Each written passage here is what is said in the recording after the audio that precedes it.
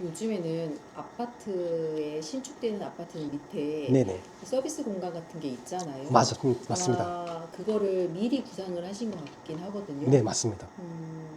그러면 주 고객층은 네. 신축 아파트에 계신 분들은 그 공간이 좀 부족하다고 느끼신 분들도 꽤 있어서 알파라는 거를 네네. 알파박스를 이용하시는지 네. 아니면 구축이나 네네. 캠핑이나 이런 주 고객층들이 어느 쪽 타깃을 하고 계신지 시대에 따라 좀 변화가 있을까요?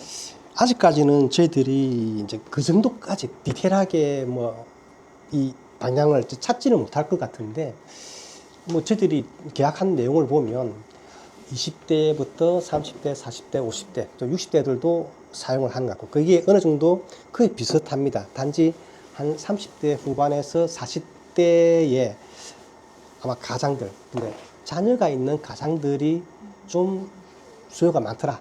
우리 통계적으로 보면 그렇게 나오고 있습니다. 아무래도 그때 뭐 자녀가 있으면 아이들 방도 필요하고 짐도 많고 또 아이들하고 같이 노는 장비들도 많고 아마 그래서 그런 것 같습니다. 그리고 또 여성과 남성의 비율도 좀 비슷합니다.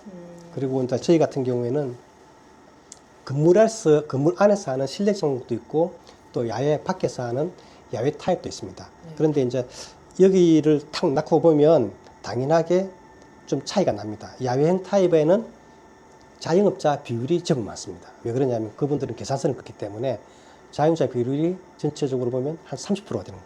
개인이 한 70% 되고. 그런데 실내형 창구에는 개인이 한 90% 되고 사업자는 한 10% 되고 이제 그런 정도의 차이점이 있는 것 같습니다.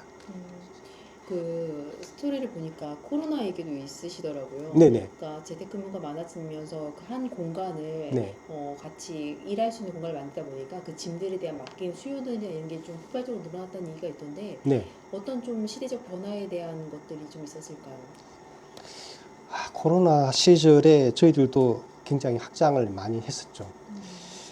그 당시를 보면 코로나 시절 때 우리가 집에서 뭔가 많이 했습니다. 취미생활도 집에서 하고 공부도 집에서 하고 또 업무도 집에서 하는 그런 사람들이 상당히 많았던 걸로 제가 기억을 하고 있고, 그렇다 보니까 이제 그런 사람들이 이 뜨개질을 한다든지 그런 사람들부터 뭔가 뭐 만드는 취미를 가진 사람들이 생각외로 굉장히 많이 창고에 왔던 기억이 있어요. 그 당시 보면 그림을 그려서 보관하려고 하는 수요들도 굉장히 많았었고 개인들의 취미에 관련된 그런 것들이 굉장히 많이 들어왔었는데 아무래도 그런 것들을 집에서 계속 하려다 보니까 공간이 부족했던 것 같아요. 그래서 그 당시에 그런 수요가 굉장히 많이 좀 늘어났었고 더불어서 저희들도 확장을 굉장히 많이 했던 시기가 아닌가 이제 그렇게 바라보고 있습니다. 기회를 시작으로 해서 여러 지점을 넓혀가셨을 텐데 네, 좀 이런 과정에서 좀 겪었던 고초도 있으셨을 것 같고 보람도 있으셨을 것 같거든요. 어떤 좀 히스토리나 이런 게 좀 있을까요? 저는 이 사업을 처음 시작할 때 이게 딱 되면 자, 김해 찍고 부산 찍고 서울 찍고 경부선 라인으로 쭉 와서 전국으로 딱 펼치겠다. 이제 그런 생각을 가지고 스타트를 했습니다. 그래서 이제 김해 시작하고 부산에 지점을 세 개를 바로 내고 바로 서울에 2017년도에 진출을 했습니다. 그래서 여기서 잘 되면 이제 이걸 바탕으로 다시 또 서울부터 이제 수도권을 해서 내려가겠다. 이제 그런 생각을 가지고 제가 서울에서 한 2년 동안 이 사업을 했었는데 결론적으로 이제 실패를 했죠. 근데 사업이 실패한 건 아니고 단지 이제 이 사업이 부동산에 연관이 돼 있다 보니까 그 부동산 하반기에 우리가 빌렸던 부동산도 같이 가격이 올라가서 임대료를 주고 이 사업을 하는 것은 좀 문제가 있지 않겠나. 노력에 비해서 효과적으로 좀 문제가 있다. 그 어떤 분들은 회사의 어떤 성장성이라든지 상징성이라든지 브랜드 가치 측면에서 약간의 그 뭐 손해를 감수하고 놔두고 운영하는 게 좋지 않겠나 이렇게 이야기하시는 분들도 많은데 저는 아무래도 좀 나이가 있는 사람이고 그냥 허상뿐인 그런 사업을 하기 싫었거든요. 그냥 뭐냐면 정말로 여기서 돈이 되는 사업을 하고 싶기 때문에 그냥 폐업을 결정했었고요. 그래서 그때부터는 이제 그런 느낌이 들었죠.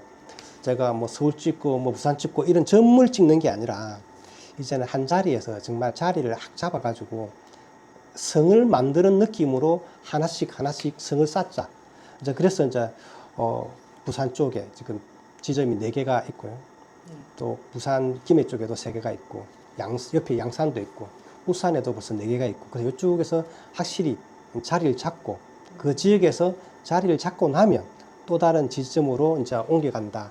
이제 그런 마음으로 이제 새롭게 이것도 실패를 해서 이제 배운 느낌이고 이렇게 가고 있는 거죠. 이렇게 가다 보니까 문제는 돈이 많이 든다는 겁니다.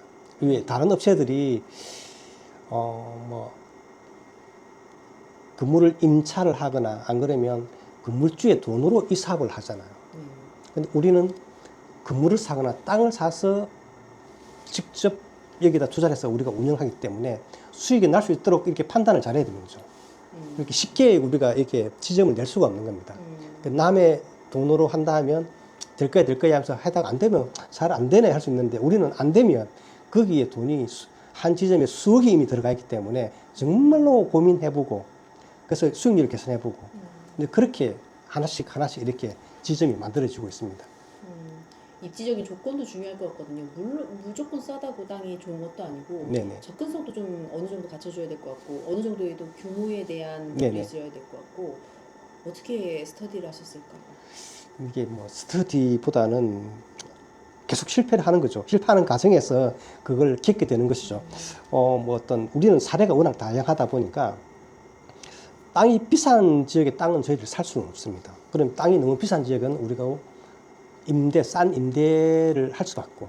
근데 건물은 또 다르고, 건물은 우리는 임대를 하기 싫더라고요. 이미 건물은 공실이 나는 것들이 워낙 많아지고 있고, 또 우리가 경매를 통해서 그런 것들이 워낙 많아지고 있다 보니까, 일단은 시내에 있는 건물을 입지를 바라볼 때는 그 가장 중심이 되는 지역이 아니라, 일단은 그냥 도심 안에서 이 건물이 주차가 정말 편리하냐, 주차를 하고 짐을 넣는 과정이 편리하냐, 그리고 이 건물이 기본적으로 침수에 안전하냐, 이 건물이 기본적으로 물이 그러니까 뭐라고 해야 되냐면 침수가 아니고 누수가 안 생겼느냐, 이런 것들이 굉장히 기본이 중요하다는 거죠.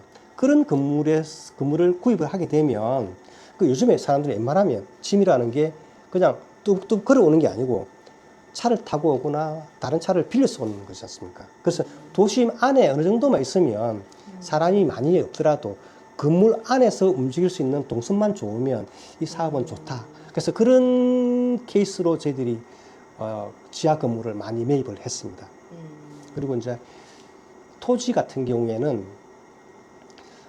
도심의 위치는 굉장히 좋은데, 근데 여기에 집을 지으면 소음이 난다거나 문제가 있는 땅들이 있습니다.